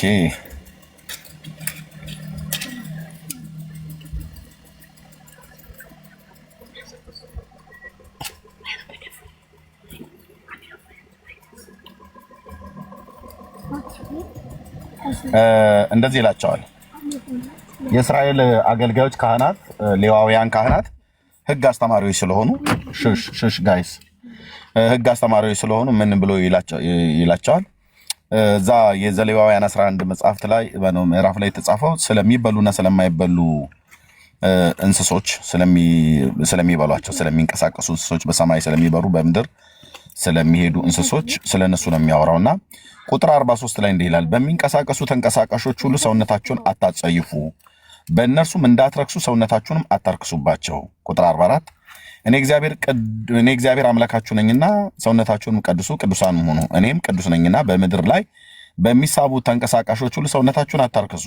ቁጥር 45 እኔ አምላካችሁ እሆን ዘንድ ከግብፅ ምድር ያወጣችሁ እግዚአብሔር ነኝ፣ እኔ ቅዱስ ነኝና እናንተም ቅዱሳን ሁኑ። ቁጥር 46 የእንስሳና የወፍ በውሃ ውስጥም የሚንቀሳቀሱ የፍጥረት ሁሉ በምድርም ላይ የሚንቀሳቀሱ ፍጥረት ሁሉ ሕግ ይህ ነው ካለ በኋላ አገልጋዮቹን የሚሏቸውን ስሙ። ቁጥር 47 ላይ ማለት ነው። ዘሌዋውያን 11 47 የመጨረሻው ቁጥር በርኩስና በንጹህ መካከል የሕይወትን ነፍስ ካላቸው በምትበሉትና በማትበሉት መካከል እንድትለዩ ነው ይላል። ኦኬ። በዚያ ዘመን ላይ የነበረው ትውልድ ይህንን መልእክት የሰማ ከሙሴ አፍ የሰማ ትውልድ ያስተውላል። ከዛስ በኋላ የሚነሳው ትውልድ ሙሴ ካለፈ በኋላ ያ ትውልድ ካለፈ በኋላ ታላላቆች ካለፉ በኋላ የሚነሳው ትውልድ በዘመኑ የሚነሱት አገልጋዮች ናቸው የሚያስታውቋቸው በየዘመናቱ ማለት ነው። ልጆቻቸውን ይወልዳሉ። ይሄንን የሕይወትን ሕግ ይነግሯቸዋል። ይሄኛው ይበላል፣ ይሄኛው አይበላም እያሉ ማለት ነው። በሚበሩ በንጹህ አዋፍት መካከል ነፍስ የሕይወት ነፍስ ካላቸው በምትበሉትና በማትበሉት መካከል እንድትለዩ ነው ይላል። ማለት ይሄንን የሚለዩት ናቸው ካህናቱ ናቸው፣ አገልጋዮቹ ማለት ነው። ይሄን ቀጥታ ሲናገር ሕጉን ሲተላለፉ በትንቢተ ሚልኪያስ መጽሐፍ ላይ እንደዚህ የሚል ቃል አለ። ሕጉን የተላለፉ ሰዎች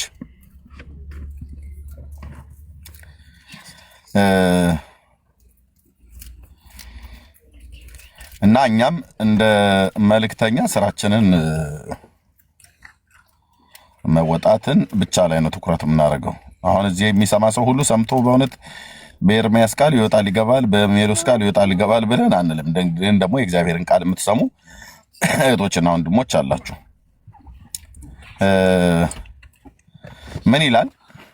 እኔ በምሰራበት ቀን እነሱ የኔ ገንዘብ ይሆናሉ ካለ በኋላ ይላል እግዚአብሔር፣ ይላል የሰራዊት ጌታ እግዚአብሔር፣ ሰውንም የሚያገለግለው ልጁን እንደሚምር እንዲሁ እምራቸዋለሁ ብሎ ካለ በኋላ ተመልሳችሁም ይላል በጻድቁና በኃጢአተኛው መካከል ለእግዚአብሔር በሚገዛውና በማይገዛው መካከል ትለያላችሁ ይላል።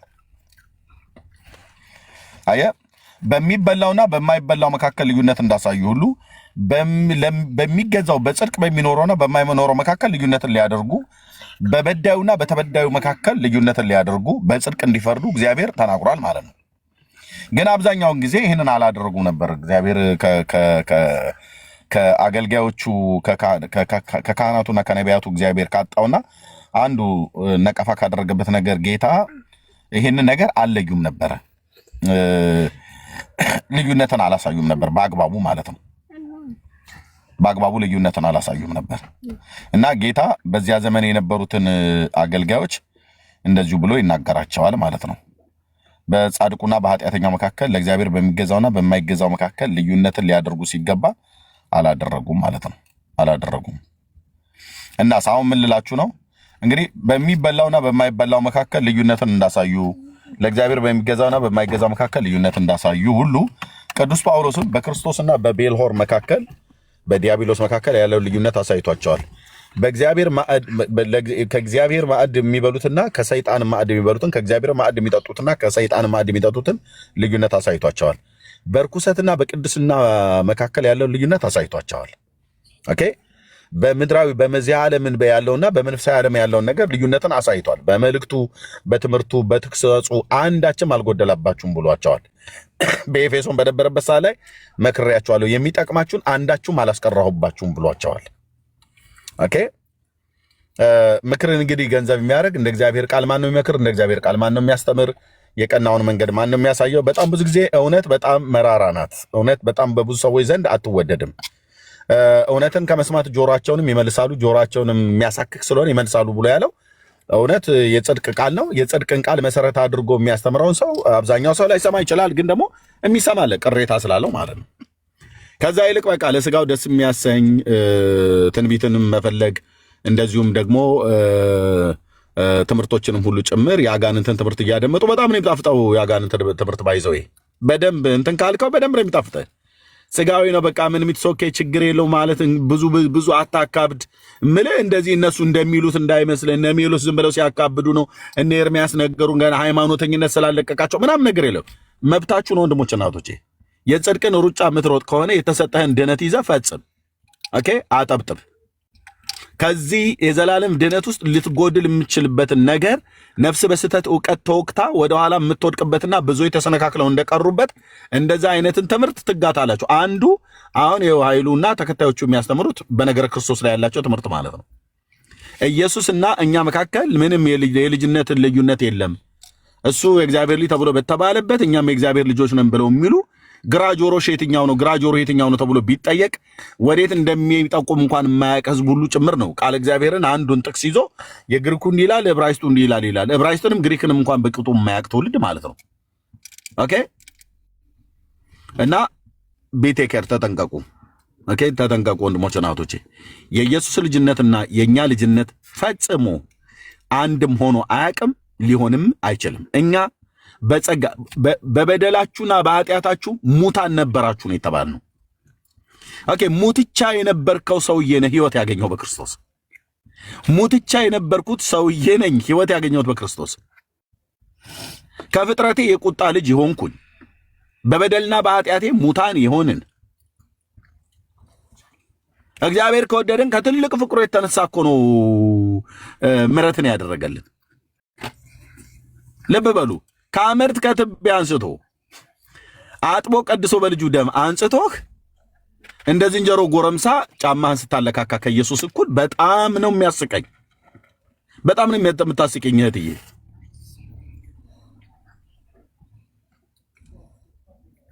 አይደረግም እንደዚህ። እኛ ተሰጥቶን ነው ልጅነት ተሰጥቶን ነው። በዮሐንስ ወንጌል ምዕራፍ 1 ቁጥር 11 እና 12 የሚናገረው ታውቃላችሁ። ተሰጥቶን ነው ወይ ደግሞ የእግዚአብሔር ልጅ ሆነው ክርስቶስ እርሱ ኢየሱስ እንደሆነ ስላመን ነው የእግዚአብሔር ልጅ ተብለን የተወለድነው። በክርስቶስ የሚያምን ሁሉ ከእግዚአብሔር ተወልዷል ተብሎ ስለተጻፈ ማለት ነው። እኛ ተሰጥቶን ነው ማለት ነው ልጅነት። በማን በእግዚአብሔር ልጅ በኢየሱስ ክርስቶስ ስላመን ልጅነት ከእግዚአብሔር ተሰጥቶን ነው። ኢየሱስስ ልጅነት ተሰጥቶት ነው እንዴ?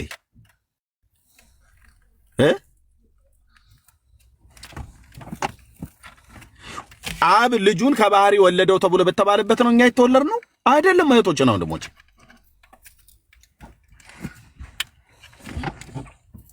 አይደለም። በዘመኔ የማልታገሰው ጥርሱን ያገጠጠ የእባብ ትምህርት ማለት ይሄ ነው። ኢየሱስ እግዚአብሔር አብ ከባህሪው በወለደበት አወላለድ አይደለም ኤርምያስን እግዚአብሔር የወለደው። እኛን ከማይጠፋ ዘር ነው የወለደን።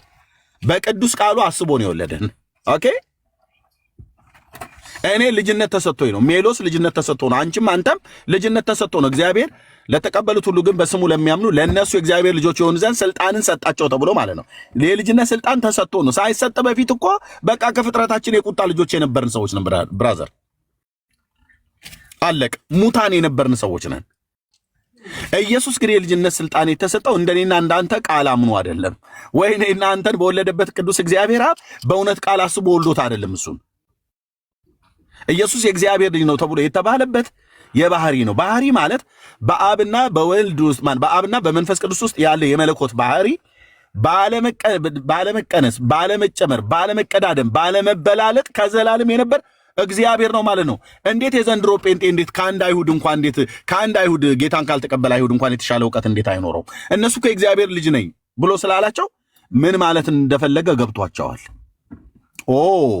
አንተ አሉት። አዎ የእግዚአብሔር ልጅ ነህ። አዎ በቃ ያው አስተካክሏል አሉ እነሱ። አየህ ኢየሱስ የእግዚአብሔር ልጅ ትክክል እኮ ነው። ትክክል ነው የገባቸው። እሱም ትክክል የተናገረው አይሁዳውያን አንዱ ከገባቸው እነሱ በነገር ይረዱት እንጂ ከገባቸው ነገር ውስጥ አንዱ እኔ እግዚአብሔር ልጅ ነኝ ብሎ ማለቱ እግዚአብሔር ነኝ ማለቱ እንደሆነ በደንብ ገብቷቸዋል። ሌላውም ትምህርት እንደዚህ ቢገባቸው ጥሩ ነበር። ግን ከገባቸው በኋላ ግን ለመግደል ነው ድንጋይ ያነሱት እንጂ አሜን ለማለት አይደለም። ከገባህ በኋላ አሜን ለማለት ነበር እጃቸውን ማንሳት የነበረባቸው። የእግዚአብሔር ልጅ ነህ? አዎ እልል በሉለታ አጨብጭቡ አላሉም። ራሱን ከእግዚአብሔር ጋር አስተካክሏል ነው ያሉት።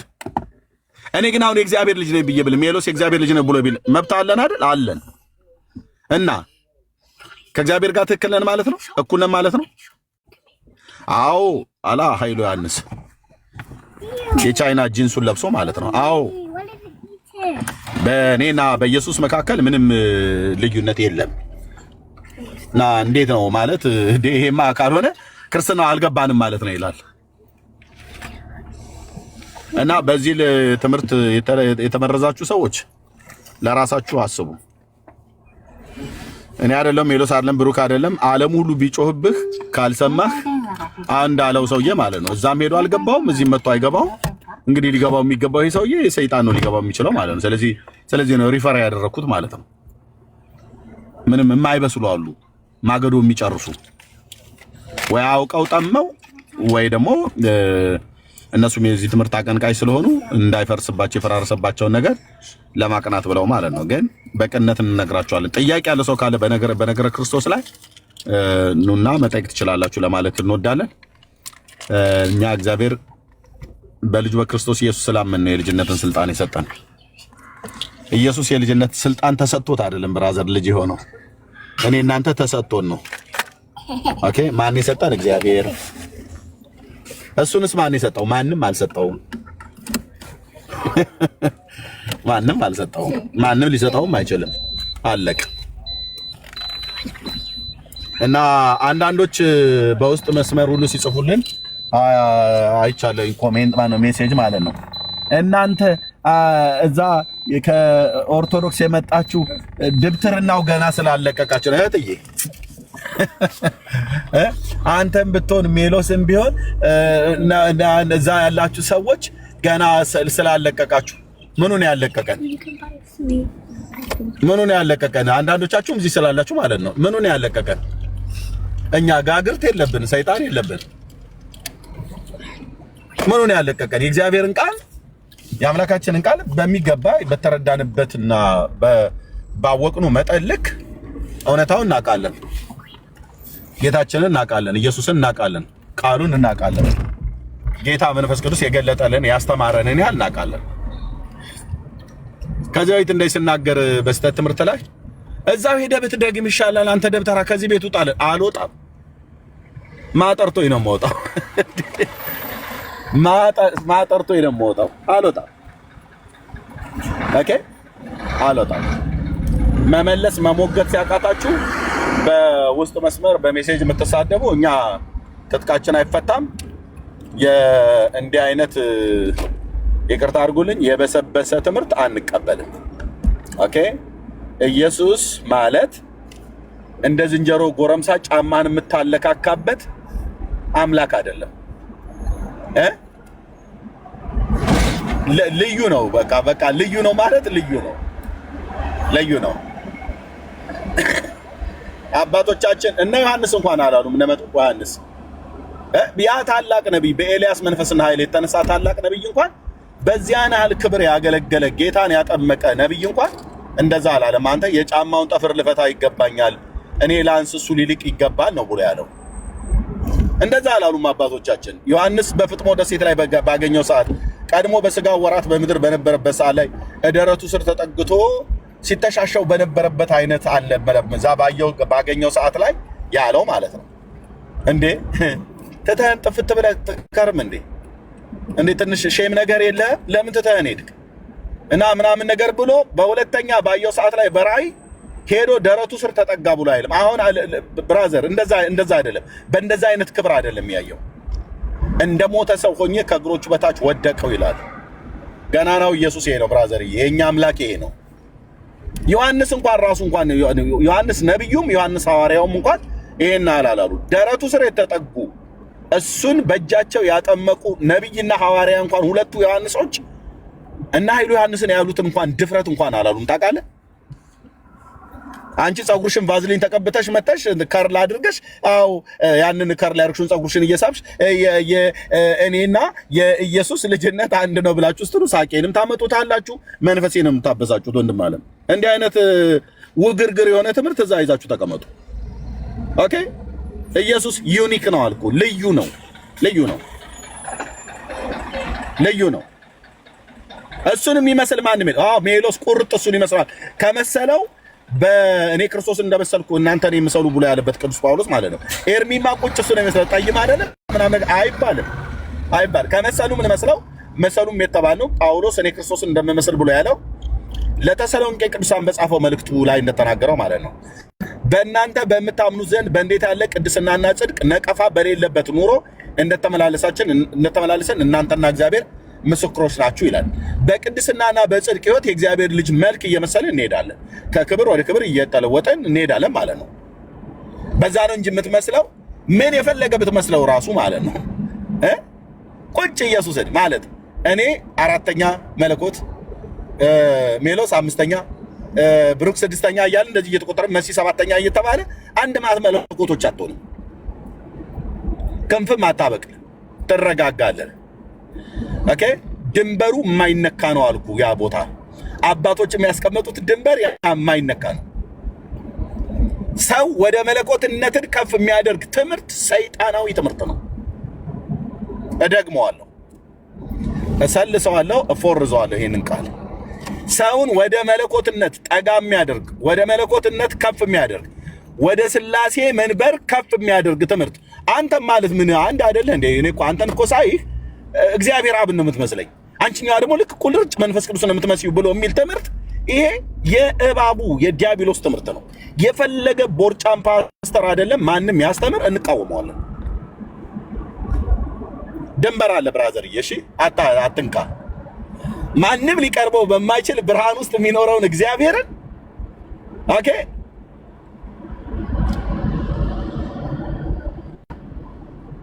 በኢየሱስ ልጅነትና እኛ እኮ እንበልጠዋለን አሉ ልጅ በመሆን እኔ እበልጠዋለሁ ልጅ በመሆን እና ስለዚህ ኃይሉ ዮሐንስ የኢየሱስ በኩር ነው ማለት ነው።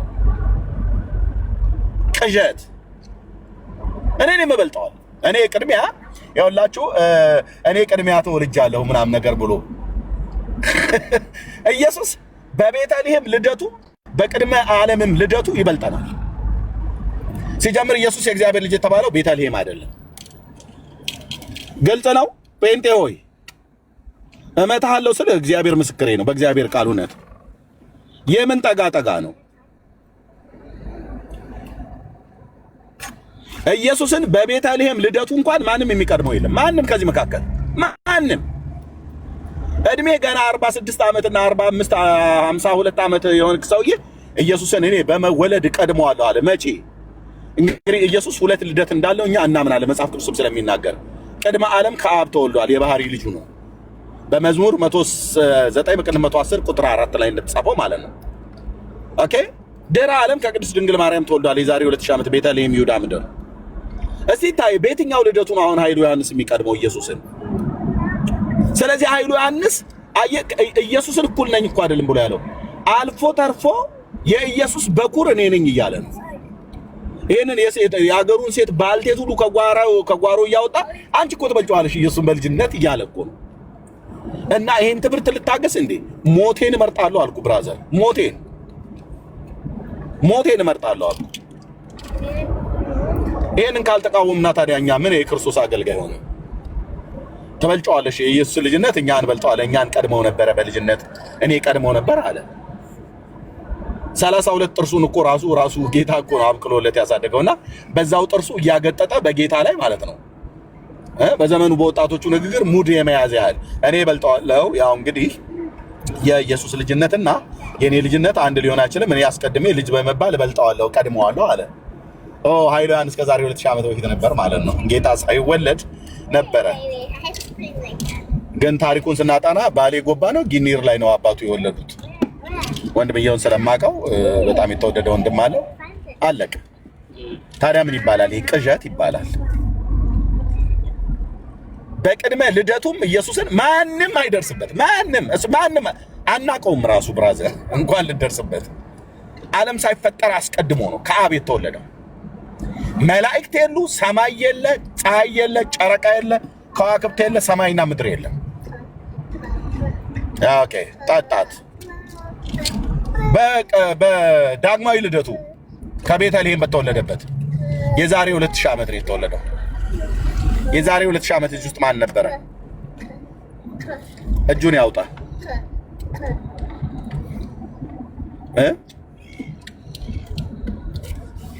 አታፍርም እንዴ? ጌታ የተቀበልኩት የዛሬ 20 ዓመት ነው እያልከኝ እንደ ኤርሚያስ ከኢየሱስ በልጅነት እበልጣለሁ አላ። ኤኒዌይ እንዲህ አይነት ትምህርት የለም። እሺ ወንድሞች እናቶች፣ እንዲህ አይነት ትምህርት ወንጌላውያን አማኞች የለንም።